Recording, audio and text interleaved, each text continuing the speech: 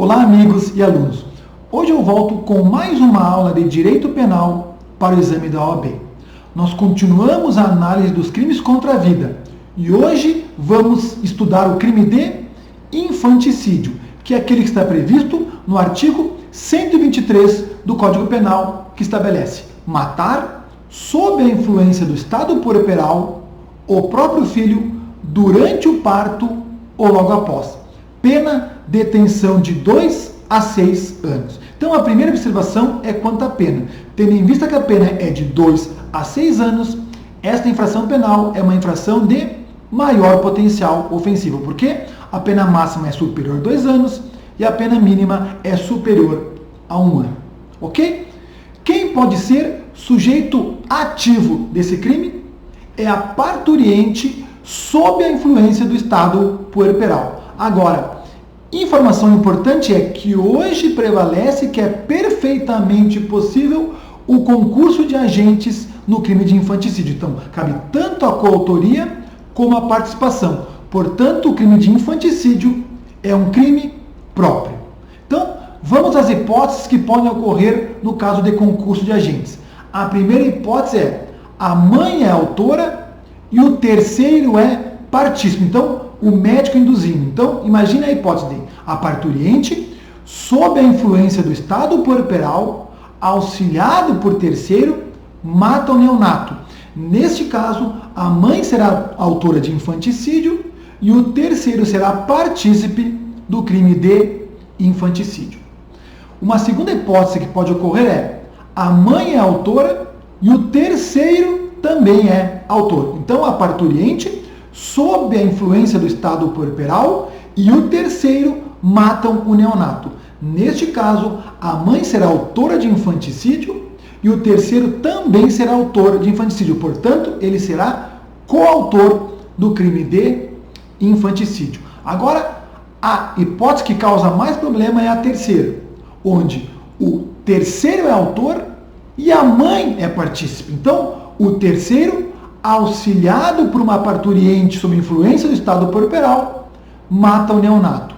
Neste caso, tecnicamente, conforme estabelece o Código Penal, o terceiro seria autor do crime de homicídio e a mãe seria partícipe do crime dele, partícipe do crime de homicídio. Agora, é aí que surge a divergência. Por quê? Se a mãe, ela, sob a influência do estado puerperal, mata o próprio filho, ela responde por infanticídio, que é um crime menos grave.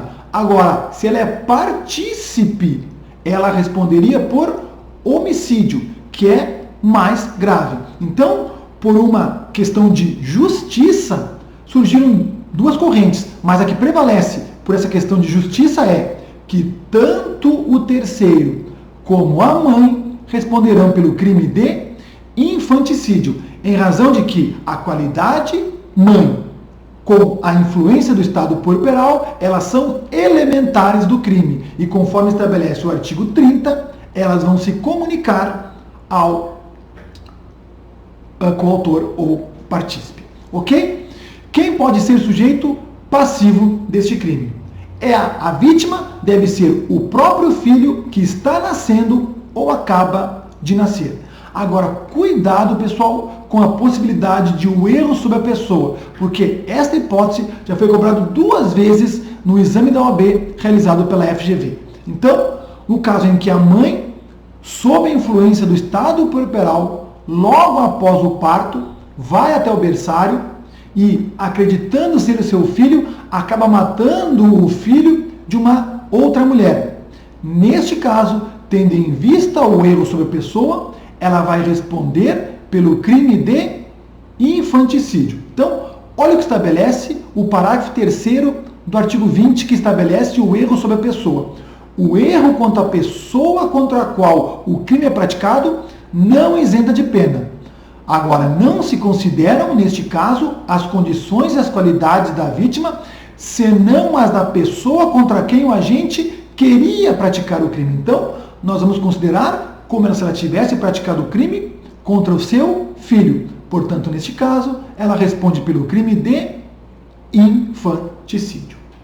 O tipo objetivo, a conduta punida é matar sob a influência do estado puerperal, claro, o próprio filho. Então, não basta a presença do estado puerperal. É preciso que haja uma relação de causa e efeito entre o estado puerperal e o crime praticado, pois nem sempre ele produz perturbações psíquicas na parturiente que vão levar ela a matar o próprio filho.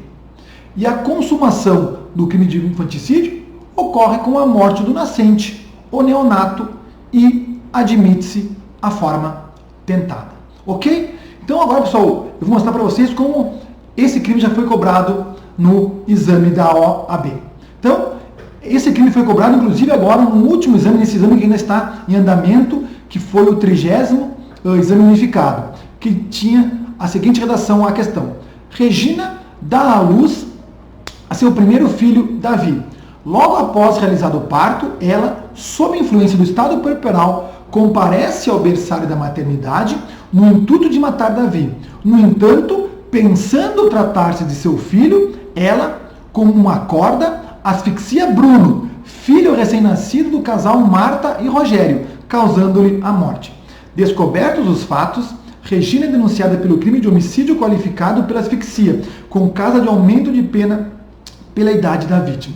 Diante dos fatos acima narrados, o advogado de Regina, em alegações finais da primeira fase do procedimento do Tribunal do Júri, deverá requerer, e a resposta correta era a B, a desclassificação para o crime de infanticídio, diante do erro sobre a pessoa, não podendo ser reconhecida a agravante pelo fato de quem se pretendia atingir ser descendente da agente. Porque, como ela não matou seu próprio filho, ela não poderia ter essa agravante. Então, tendo em vista o erro sobre a pessoa, ela responderia pelo crime de infanticídio. A outra questão foi cobrada no exame unificado número 18 em 2015, que dizia: Cacau, de 20 anos, moça pacata residente em uma pequena fazenda no interior do Mato Grosso, mantém um relacionamento amoroso secreto com Noel, filho de um dos empregados de seu pai. Em razão da relação, fica grávida, mas mantém a situação em segredo pelo temor que tinha de seu pai.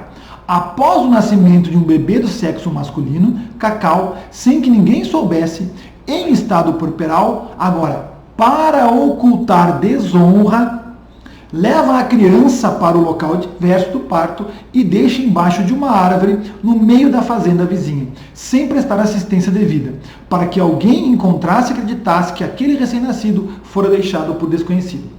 Apesar de a fazenda vizinha ser habitada, ninguém encontra a criança nas 6 horas seguintes, vindo o bebê a falecer. A perícia confirmou que, apesar do estado puerperal, Cacau era imputável no momento dos fatos.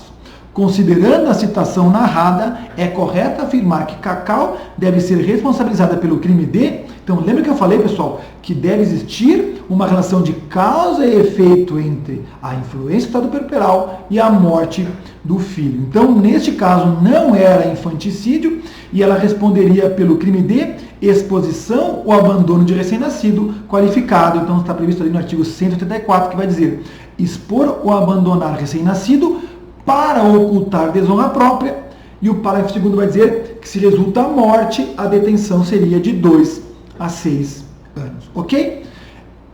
O crime também de infanticídio foi cobrado em 2012 no exame de ordem unificado número 6.